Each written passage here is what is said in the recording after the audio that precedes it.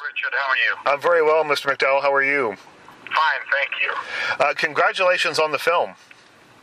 Oh, thank you. I'm calling you from Toronto, Canada, so I have to ask Lovely you. city. Well, thank you, and I have to ask you about shooting in Canada. You shot this movie in Winnipeg. Do you have any recollections you can share with me? I love Winnipeg. It's a beautiful place, and they have a great guy who's Kenny. He is the Hollywood contact, or the Winnipeg contact to Hollywood movies. Right. And he took me around, he took me under his wing, and he showed me the city. And, you know, they have this incredible museum that they're building in Winnipeg. I guess it's the biggest building construction site in North America at the moment. It's huge. It's a museum of humanities or something like that. I mean, it's going to be an amazing. It's absolutely beautiful, and it's like a monolith in the middle of the city. You know, you see it from everywhere.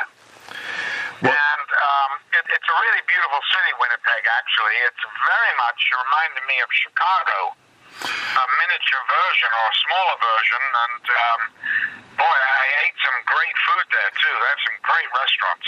Well, Winnipeg's really changed over the last few years. It's come into its own. I don't know, because I never knew it before, but they have this beautiful hotel, which is like, now I can't remember, the Fort something hotel.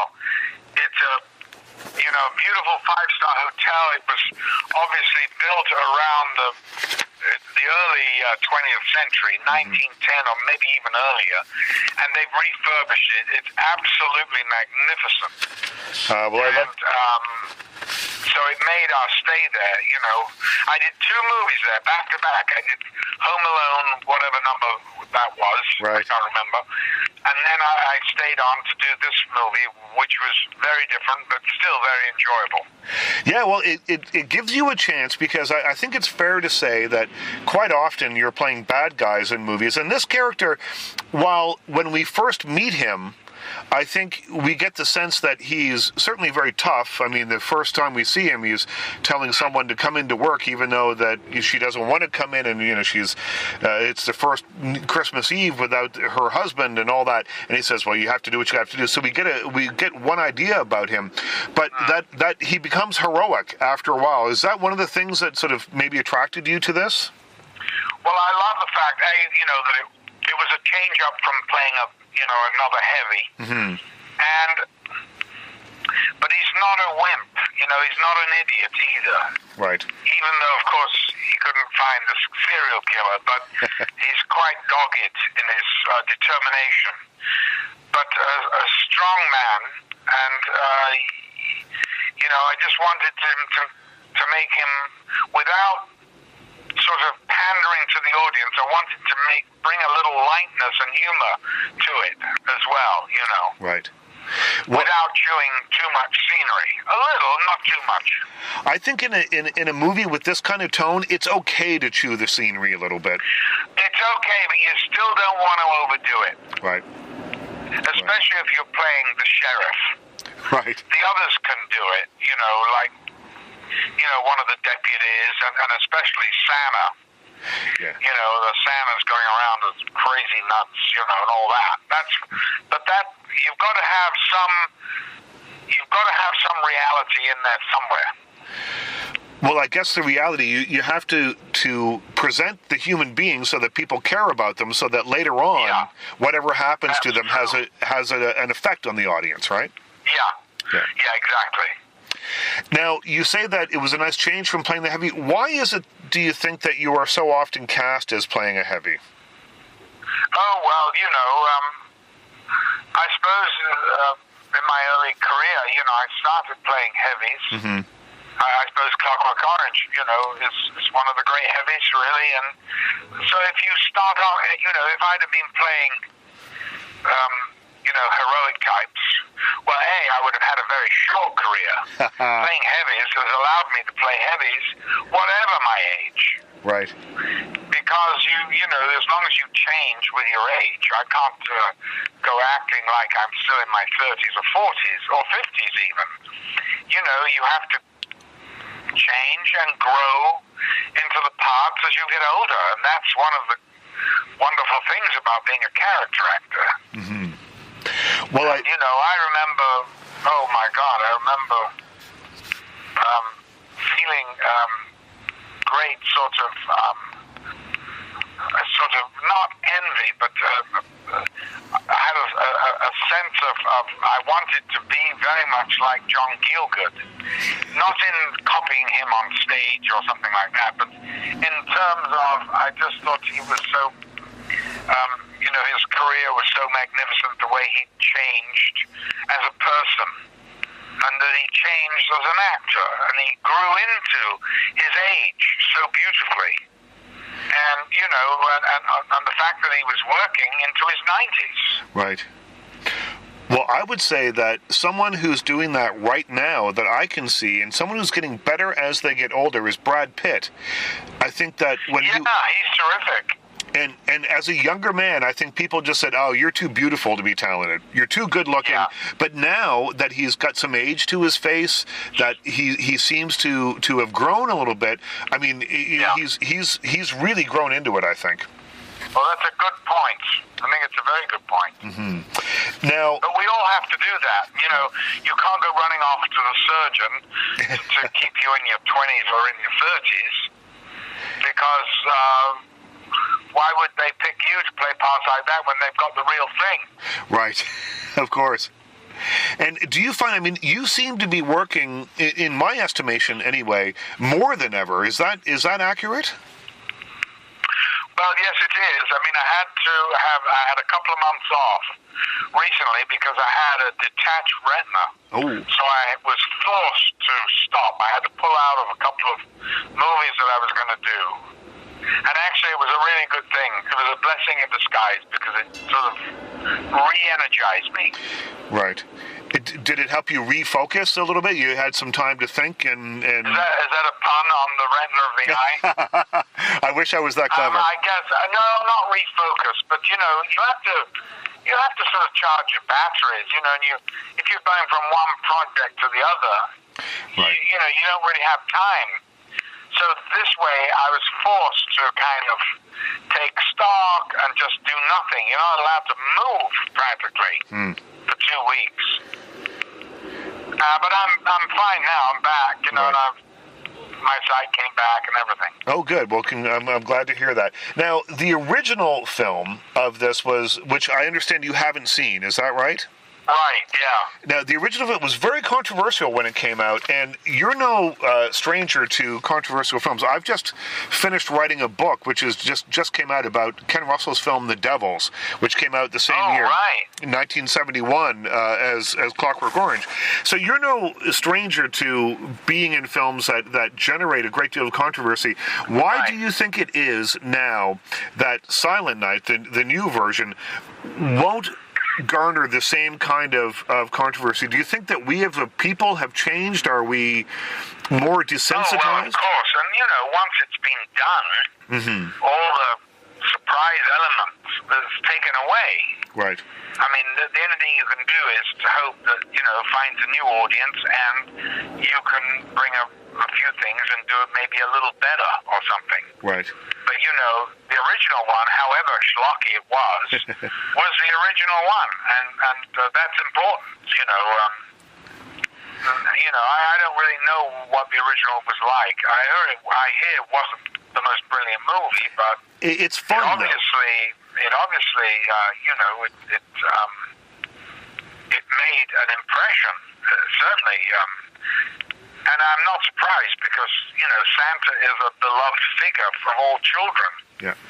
And to have 40 or 50 Santas in a parade and one of them running around as a serial killer is it's scary.